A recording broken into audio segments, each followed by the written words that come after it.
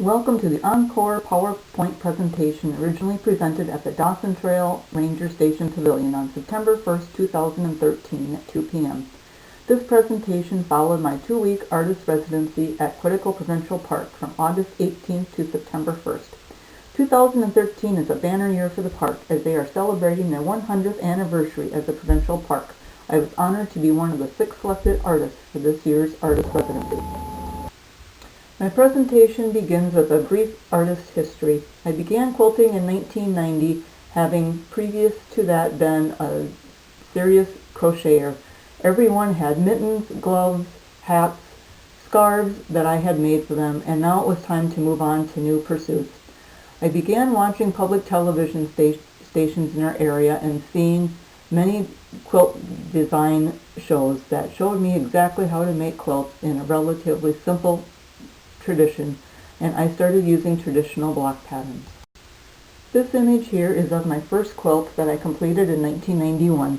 It is a modified log cabin block that I designed using cottons and polyester fabrics. Every single seam in this quilt has been hand stitched over with pink quilting thread as the quilting stitch design. This second quilt, completed in 1992, was a continuation of the log cabin block that I had used in my first quilt. This time I used strictly cotton fabrics, no polyester, because stitching had been so difficult going through the polyester with a hand needle. This quilt also utilizes the cross stitch over all of the seams, but this time done in a matching thread color.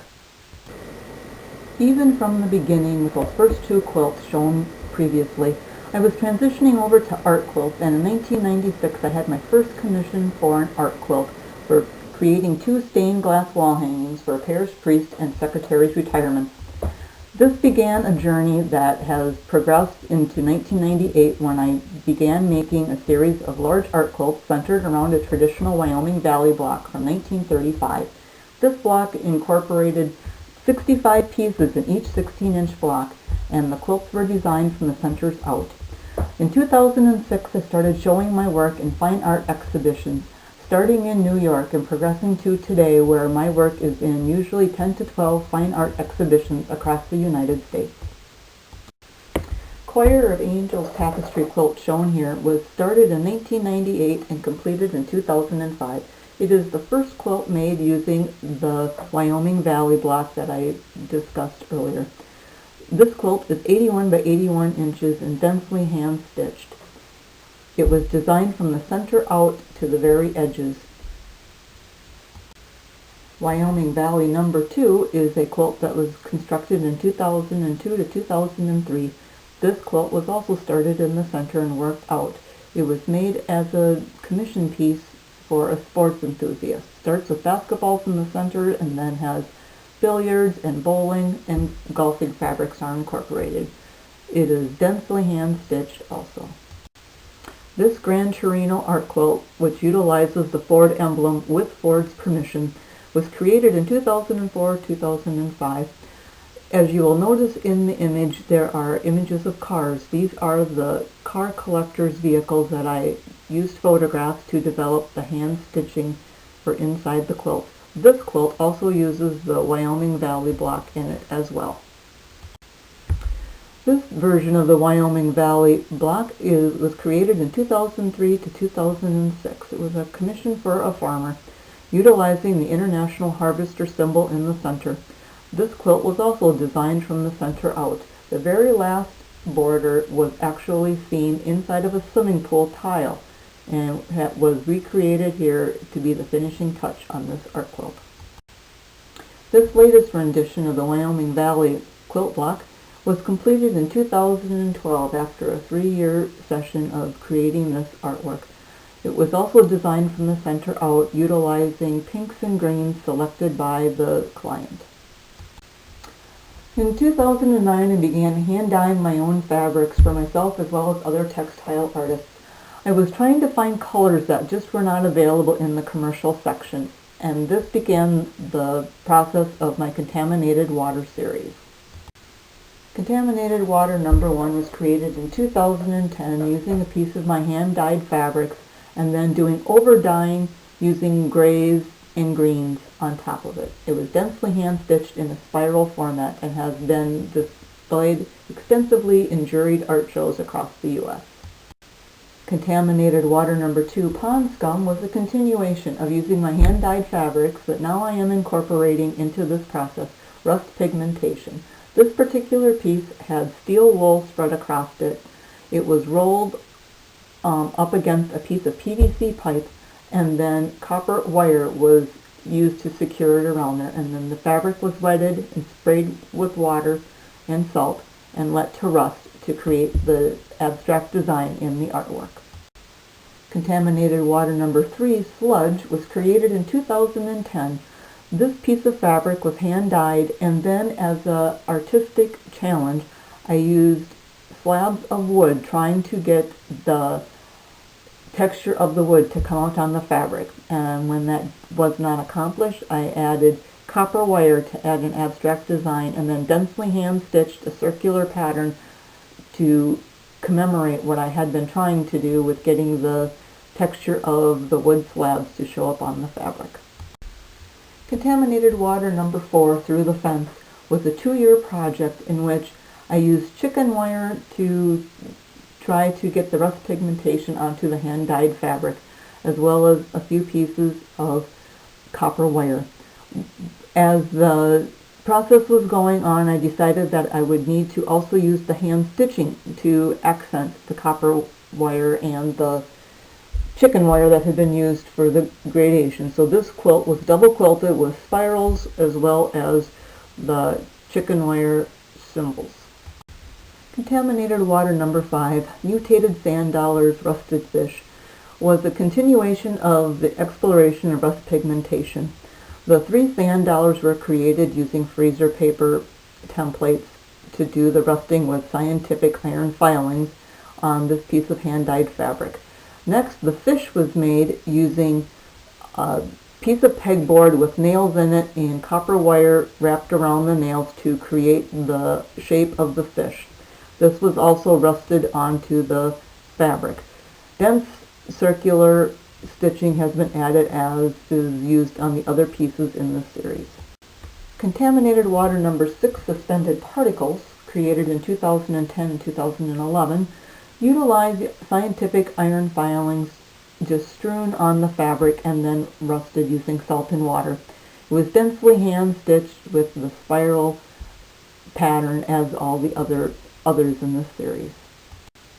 Contaminated water number 7, lily pads, created in 2011 through 2013, is the continuation of the series, and this also used the freezer paper templates to do the rust pigmentation using iron filing, salt, and water. It was also densely hand-stitched using the same spiral pattern. All of the preceding images of the Contaminated Water series have been heavily shown across the U.S. in major juried art exhibitions and have won awards for innovation. Now I will show you my rust dyeing process using a 28 by 44 inch piece of hand-dyed fabric and the freezer paper that is cut into the abstract circular designs. Shown here is my cutting table along with some of the circular patterns that were used to make Contaminated Water number 7 lily pads that was shown previously. Here all of the templates have been cut to the specifications that I desired for this particular project, and they are ready to be attached to the fabric using my iron. Here the freezer paper templates have been ironed onto the fabric in the locations that I have selected, and it is put into a protective tray ready for the rust pigmentation process.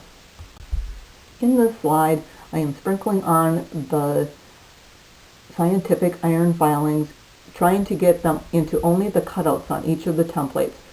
On the left-hand side, you can see the water bottle and the salt shaker that I will be adding as we go along here. In this slide, I am spritzing the iron filings that have been already applied to the templates, and the rusting process will start momentarily. Here, the traditional table salt is being added to help speed up the process.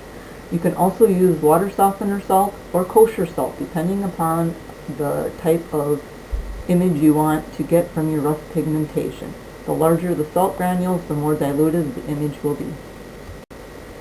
Periodically over the next 24 hours or so, I will go back and lightly spray each of the templates to keep them moist so that the rust pigmentation process can keep going and the work will be ready to go for the next project. In this slide, we are removing the template after the rusting process has been completed.